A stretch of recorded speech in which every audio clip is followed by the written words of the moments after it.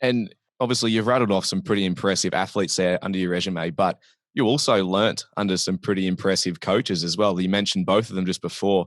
DeFranco, where you were essentially an athlete turned coach, turned, I don't know, whatever happened there, which I'm sure you'll touch on. And then obviously Buddy Morris as well, who's a huge figurehead within the industry. What was it like to learn under, these two guys in particular? I'm sure there's plenty of other coaches that you worked with at the time. And then it'd be remiss of me not to ask, what was it like to have the first viral box jump video go nuts? For those, if we could actually see you now, you don't really look like what you looked like back then. You had that's a bit harsh. No, you had the short hair and not the beard and the long hair and all that sort of stuff. So I want to add one other mentor to the list. Actually, probably two. James the Thinker Smith. He's not really in the field anymore. He's doing more psychological preparation, but I mean, that guy is next level. He used to write for Elite. I don't know what he does in regards to this field anymore, if anything. I don't think he does anything. He was on my podcast. This guy is one of the smartest people that I've ever met.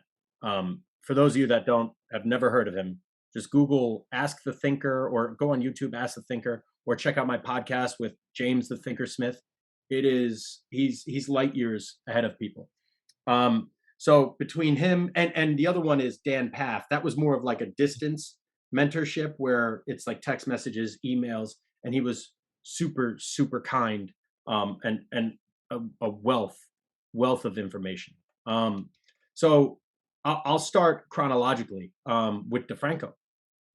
And I'll go box jump video.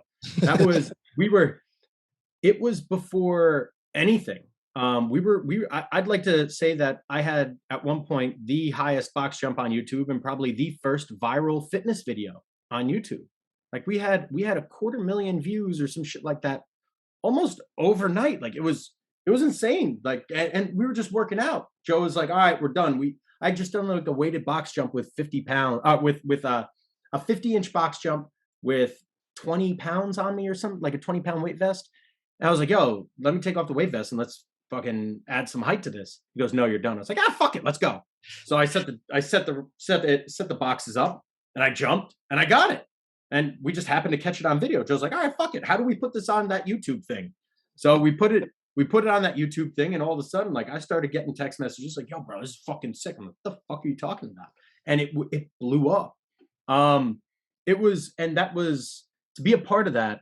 And almost like to be like the main guy at DeFranco's during that time when we fucking took off was cool. We had people, it almost became like, you know how like Star Trek and Star Wars have like their little, like their cronies that like come to all the conventions and shit. Like we started getting people of like that level weirdness coming to the gym, like just unannounced. Like it was really, really weird. Like Joe has like a very big, strange following. So it was to be a part of that was really cool. And then shit, I was training with Joe in high school. And then in college, I was there every day, multiple hours throughout the day, like nonstop. And one day, a trainer didn't show up for a session, and Joe was busy doing something. I don't know. He goes, hey, listen, so-and-so didn't show up. You want to take this session? I was like, well, fuck yeah, I do. Yeah, absolutely. I'll fucking take this session.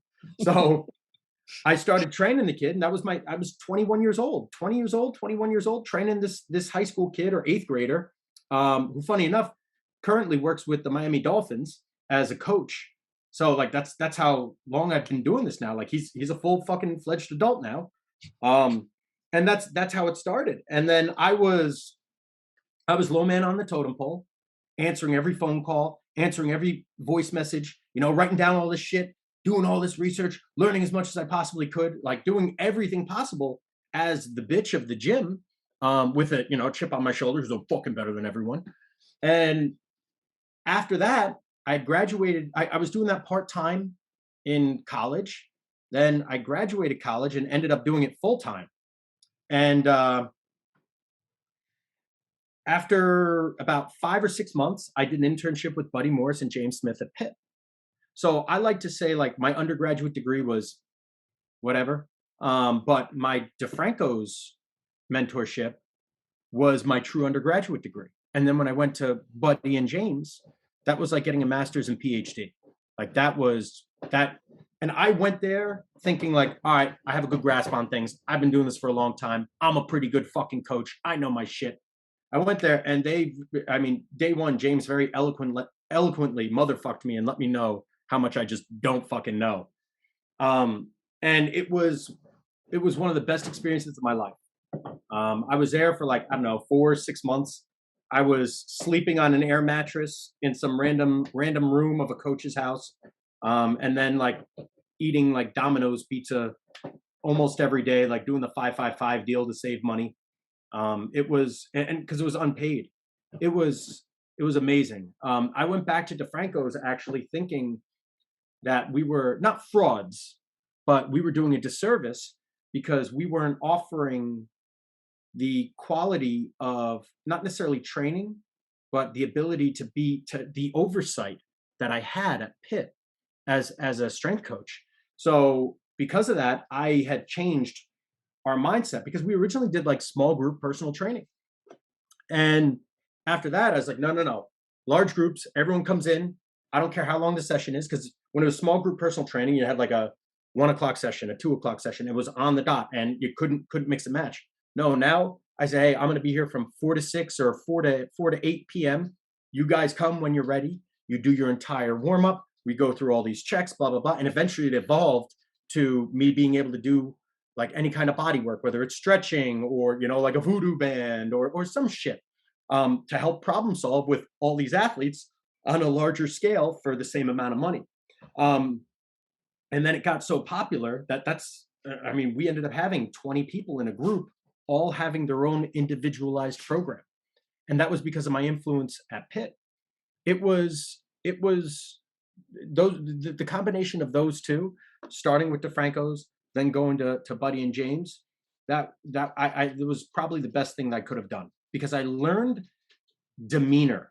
I learned how to coach at DeFranco's. We were dealing with all these pro athletes. There was a guy who was in the NFL, offensive lineman for 11, 12 years. His name is Dave Deal. And when I first started assisting Joe when I was in college, I was like, all right, guys, let's go. Let's do this. And Deal goes, whoa. And he's 6'6", 330 pounds. He goes, yo, if you're going to talk to us, you better use your fucking big boy voice. I was like, ugh. So now, like, you hear my voice, I'm way deeper now. So like, that's how I coach now. But I mean, taking what I learned from DeFranco's and applying it to what we were doing at Pitt, I was the only intern that wasn't the bitch. Like I coached my own groups because I was a good coach. I just didn't. DeFranco taught me, being in that environment taught me how to be a good, gritty fucking coach that knows how to go get it. And then combining that with severe insecurities of not knowing anything and having to constantly research shit when, Buddy and James would say stuff, it was an amazing combination. And it was such a synergistic effect to springboard me into, learn even more.